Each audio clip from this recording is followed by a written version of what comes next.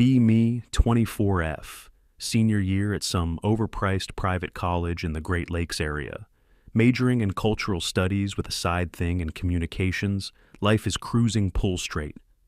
A's by writing long papers about how every dead white author was secretly toxic. Parents cover my rent and tuition, but that is fine, because obviously I am recycling their bourgeois money into dismantling the machine from the inside or whatever.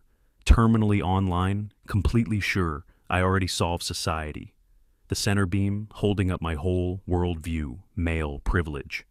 The master code for every locked door in modern life. Guys have it made simple as that. They get more money for less effort. They do not walk around scared people, actually listen when they talk. They coast through life on beginner mode while women are out here, fighting raid bosses with broken gear. One night I'm on a family video, call my dad, is there, 57, mechanical engineer, still wears trail shoes to restaurants and listens to old jazz rock, like it is still 1978. He asks what I'm doing after graduation. I tell him I want to write a whole series about the daily reality of structural male advantage he gets. That exhausted dad, face says, Claire, life is a little messier than that. Says most men he knows are not in some secret winners club. Says they are worried about keeping the lights on. Work pressure, kids, mortgages, the usual grind. FW. I am getting corrected by the final boss of straight male privilege. I immediately fire up the speech I have basically memorized. Wage gap, emotional labor, invisible advantages, social conditioning. The whole bundle. He just lets me finish and sighs, says, "You have read plenty, kid." But reading is not the same thing as living. Says I do not know what being a man feels like any more than he knows what being me feels like. The smugness, the absolute audacity call ends weird. I snap my laptop shut hard enough to make the desk shake, sit there fuming. Then sometime around midnight, my brain lights up full supernova idea. What if I did live it? What if I, fearless feminist truth seeker, went undercover as a man and documented all the privilege for myself? Perfect trap, ultimate checkmate. My blog would blow up, everyone would share it. Maybe it turns into a book. Maybe I end up doing interviews next, big feminist media. Darling, and honestly it could not be that difficult. How hard could pretending to be some random guy really be start building the project immediately first step? The makeover cut my soft layered hair into a short boring guy, dyed it from auburn to a flat nondescript brown, ordered a serious chest binder, online felt like strapping myself into a punishment device. But sacrifice for the mission, went to thrift stores and built the male background character starter pack. Loose jeans, plain sweatshirts, faded canvas coat, beat up work boots, practice talking, lower, practice walking, heavier, practiced, taking up more room in public without apologizing for existing. My friends thought it was genius, called it the most radical piece of performance activism any of us had ever seen. They threw me a goodbye party for Claire Tiny. Apartment gathering, cheap wine, everyone taking turns toasting my bravery. Like I was heading into battle needed a new name. Picked, Ethan felt bland enough, regular enough. The kind of name that disappears into a crowd. Told my parents I got into some graduate field, research opportunity in another state. Total fabrication, they were thrilled, sent money. The irony tasted amazing, moved a few states away to a medium-sized blue-collar city. The kind of place with trucking depots and diners, not murals and vegan cafes, rented a depressing little studio over a coin laundry. Thin walls flickering light in the hallway room, always smelled faintly like detergent and old heat. The mission was simple, live as Ethan for 1 full year. Get a man job, keep notes on every unfair advantage handed to me. Week 1 as Ethan, time to find work. I applied to all the jobs. I had always assumed men just casually fell into warehouse picker construction, helper, delivery, route driver. My resume was basically nothing new. Name fake high school, fake reference from my roommate's uncle. I genuinely expected doors to open just because Ethan sounds male. Nobody called, spent days filling out online applications, nothing, just dead. Silence started walking into places in person, asking if they needed help. Heard we are not hiring so many times. It stopped sounding like English almost. Would have preferred someone just laugh in my face, the polite brush off. Felt worse. Finally landed a trial shift at a soda distribution warehouse overnights. The interview was barely even an interview. Guy just looked at me and said, "Can you move 50 pounds over and over for a full shift?" Then made me prove it. I almost failed. Right there, still got told to come in. Monday job is pure misery, not even a job. More like a paid torture circuit invented by a gym coach, possessed by a demon dragging heavy cases around a freezing giant warehouse from 10 at night until 6 in the morning. My body was absolutely not built for this. My lower back felt like it was being sawed apart by the third day. Both hands were torn up with blisters. I would get home at sunrise smelling like cardboard dust and sweat, drop straight onto the bed without even thinking, wake up late afternoon feeling like a truck had backed over me twice, eat canned chili or microwave garbage, then do it again. Get home, shovel down microwave garbage, stare at something stupid on my laptop until it is time to clock back into the frozen box. Dungeon repeat forever. This is just my life. Now the guys I work with are all over the map. Some are younger, around my age, trying to bank money or stay afloat. Some are older men who have been in that warehouse so long, they probably know every crack in the floor. And then there are the real veterans worn down, dudes with wrecked backs, bad knees, and personalities sanded raw by years of night shift. I keep to myself, keep my little project notebook hidden. The whole time I'm expecting the usual cartoon version of men I had built in my head. Thought they would be cracking sexist jokes every 5 minutes. Thought they would be bragging about hookups. Thought they would be casually scheming about how to keep women beneath them, or whatever actual reality they are. Mostly just exhausted. Main conversation topics are unbelievably basic. 1. How badly their feet hurt. 2. Complaining about the day supervisor being an idiot. 3. Fantasy football. 4. Some weird noise their car started making. 5. Their kid's baseball game, or their girlfriend being pissed because they keep missing dinner one night. On break, this guy named Derek is passing around pictures of his newborn daughter. He looks wrecked, but also weirdly lit up from the inside, keeps rubbing his face and smiling at the screen. Says he needs all the overtime he can get. Now says diapers are no joke. Another guy, Mike, maybe late 40s, is just sitting there, eating a sandwich and staring at the vending machines, like they personally insulted him. One of the others asks him, "What is going on?" He says his wife told him. She wants out. Says she is tired of never seeing him. He says it in this blank dead voice that just kills the whole room. Nobody knows what to do with it. One guy reaches over and thumps him on the shoulder. Says, "Damn, man, that sucks." And that is the entire emotional support package conversation. Just dies right there. Everybody goes back to chewing or scrolling. Mike finishes the sandwich in silence and heads back out. Starts moving freight even faster than before. Like, if he works hard enough, he can outrun whatever just happened later. I write in my notebook, evidence of toxic masculinity, group norms, demand emotional suppression, but the words feel weaker while I am writing them. Like, I do not even believe my own sentence structure. Then the isolation starts really sinking in. As Claire, my phone never shut up. Group chats, video calls, friends asking for advice, friends giving advice. I did not ask for constant noise, constant contact. As Ethan, my phone might as well be a brick with a screen. I try making friends at work after one shift. I ask a couple guys if they want to grab a beer when we get off at 6 in the morning. They look at me like I suggested we rob a bank. One of them just says, "Dude, I am going home to pass out." That is apparently the end of the idea. The only real social bond here is surviving the same miserable shift together. That is it. I start realizing male friendship in this world is built around doing stuff side by side. You work together, you fish together, you play on the same rec league softball team. You do not just sit there and talk about your feelings. Because you feel like connecting, the total absence of emotional closeness hits me harder than I expected. It feels like some kind of hunger, like I am socially malnourished. I call my old friends back home, as Claire, because I am desperate for one normal human conversation. I try to explain what I am seeing, tell them. The job is brutal.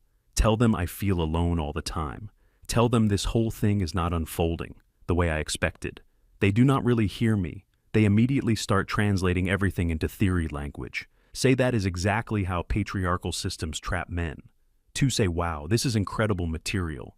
Say the men are suffering under the same structure. they helped build.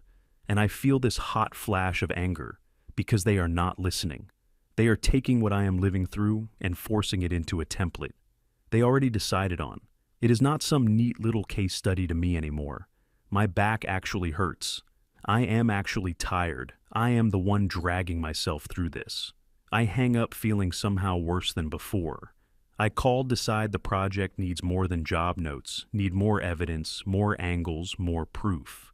So naturally, I decide to try dating as a man, make a Tinder profile for Ethan, 25, works in shipping, 5'10", complete lie. But not an insane one. Use a few photos where I look passably alive, and not like I just crawled out of a loading dock. Bio is painfully normal. Just a guy into hiking, movies, and hunting down good pizza, looking for something real as Claire. Tinder was basically a cheat code. Endless likes, constant messages, could ignore people whenever I wanted, could be selective, could disappear mid-conversation. If I got bored, always had the upper hand as Ethan, nothing absolute, silence days, crawl by, a couple likes, show up here and there. Like pity donations. First week I get maybe 4 matches total, and I have to carry every single interaction. My self-match with a girl named Kayla. She is cute, I send, "Hey, your dog looks awesome. What breed is he?" She answers. 5 hours later says, "Lol, thanks, golden retriever." That is the whole reply. Now I'm standing there holding this dead conversation like a bag of wet cement, trying to figure out how to make it move again. I ask what she does for fun. One word, answers. I try joking around, nothing. Try being more engaging, nothing. It feels like trying to start a lawnmower with no fuel in it after several days of me sending actual messages and her sending back emojis and dry little crumbs. She unmatches me. Then it happens again and again and again. The amount of effort needed just to maybe get a flicker of interest is ridiculous. The steady drip of silent rejection starts eating through my brain. I used to mock guys whose bios said, "must know how to hold a conversation." Now I completely understand why they wrote that. After about a month of this garbage, I finally managed to get an actual date lined up. Girl from Hinge conversation had been slightly better than being in a medically induced coma. But still, progress. We agree to meet for coffee. I am way more nervous than I expected. Start wondering what men even talk about on dates. Buy a new button-up shirt just for this stand in front of the mirror, rehearsing conversation. Topics like an insane person, show up at the coffee place early. Sit there pretending not to look at the door. Every 5 seconds she walks in. 15 minutes late. Staring down at her phone while texting. She does not apologize for being late. Does not even pretend to the whole date. Immediately turns into some weird job interview where I am the applicant and she is the hiring manager. I ask about her work, ask about her family, ask what she actually likes doing. When she is not glued to her phone, she gives these tiny clipped answers and then just looks at me like I am supposed to perform, like I am there to keep the conversation alive by myself. I keep scrambling for topics, movies, travel, music, whatever. Every answer from her is short and dead, on arrival. Then the bill shows up. She does not reach for it, does not glance at it, does not even pause her scrolling, just keeps tapping at her phone, like the whole thing was obvious from the start.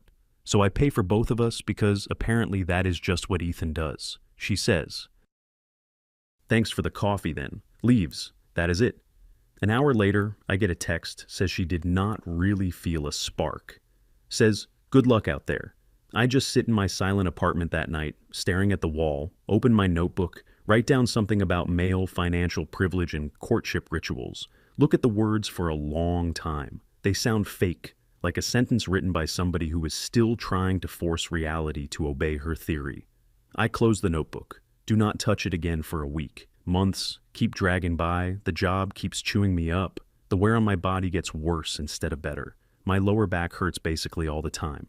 Now not sharp pain, just this constant dull ache that never fully leaves. One night a pallet stacked with soda cases gets loaded wrong. It shifts while I am dragging it with a pallet. Jack starts tipping fast. I try to jump clear. Not fast enough, a case slams straight into my ankle. Instant white-hot pain. I go down hard and start swearing. Supervisor comes over, asks if I am okay. I tell him, I think I twisted it bad, or maybe broke it. He looks at it for maybe 2 seconds, asks if I can stand. I try, pain shoots up my leg so hard I almost puke. He says, all right, says HR will call tomorrow, says go get it checked out, hands me some workers' comp, forms. Another guy helps me limp outside. They get me to my car. One of them says, take it easy, man. And that is basically the full ceremony. Then I am alone again. I drive myself to urgent care using my left foot because my right ankle is swelling up like crazy. By the time I get there, it looks like a softball under the skin. I sit in the waiting room for 3 hours by myself. No one with me. No one texting. No one calling to ask what happened. Just me in a plastic chair trying not to move. Finally get x-rays. Doctor says it is a severe sprain. Not a break gives me a brace, and crutches sends me on my way. I get back to my building and have to climb the stairs. One miserable step at a time, every movement hurts. Finally make it into bed and just collapse next day. HR calls, not to ask how I am doing, not to check in, just to go over paperwork, that is all.